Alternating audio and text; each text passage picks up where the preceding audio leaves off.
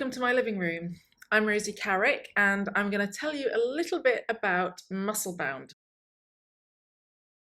The inspiration to start writing it, and also the kind of main thread going through it, the show, is when my daughter Olive turned 17 and was just getting into her own first relationship, was asking me a lot of questions, which was making me reflect a lot on my sexual past, and not in a good way.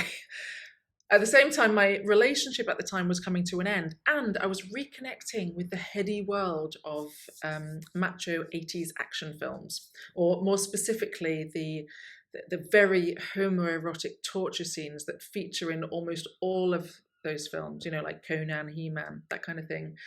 As a child, I was completely obsessed with them. I found them so erotic and powerful, and I would act them out on my own in what I guess was some kind of proto-masturbatory fantasy world. So the show charts my journey and my real life attempts, I guess, to reconnect with those very powerful sexual influences of my youth in order to work out why the sexual dynamic in all my adult relationships was never quite matching it. And I basically just spent about 2 years becoming completely obsessed with muscle men. I mean, I went to bodybuilding competitions. I stalked Arnold Schwarzenegger and Dolph Lundgren and interviewed them.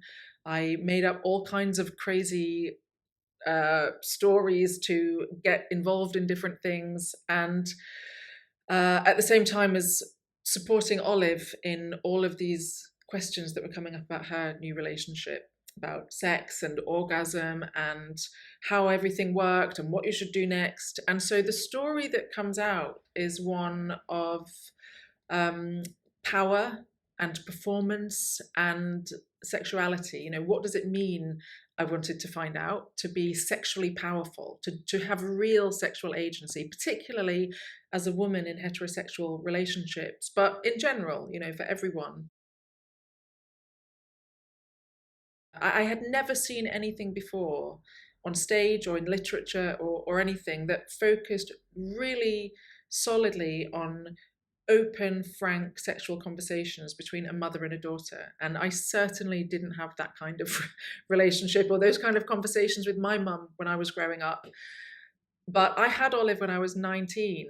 And so when she was there at 17, getting into this adult world, I was thinking, God, what do I wish I could have seen at that time? Like, what were the conversations I wish I could have been having? And that's all that goes into the show. A lot of extremely sexy videos of muscly men being tortured.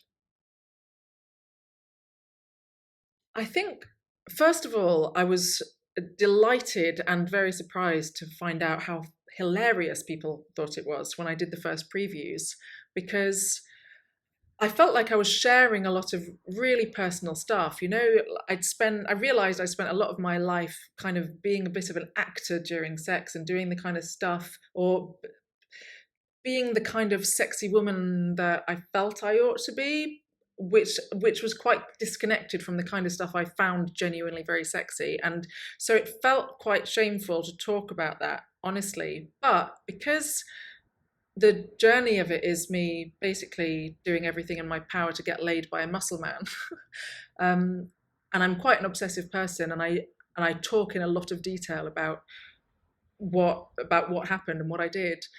It's just people found it really funny.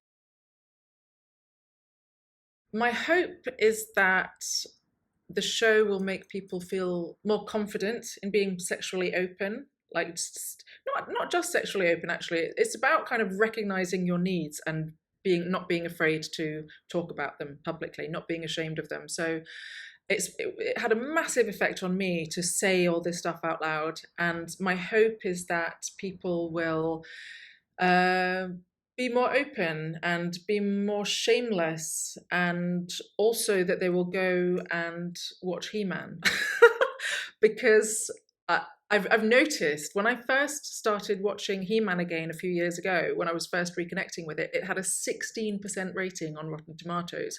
It's now got a 21% rating. So word is spreading and opinions are rising. So by the end of this tour, I want that film to have at least a 50% rating. That's how I'll know Musclebound has been a success.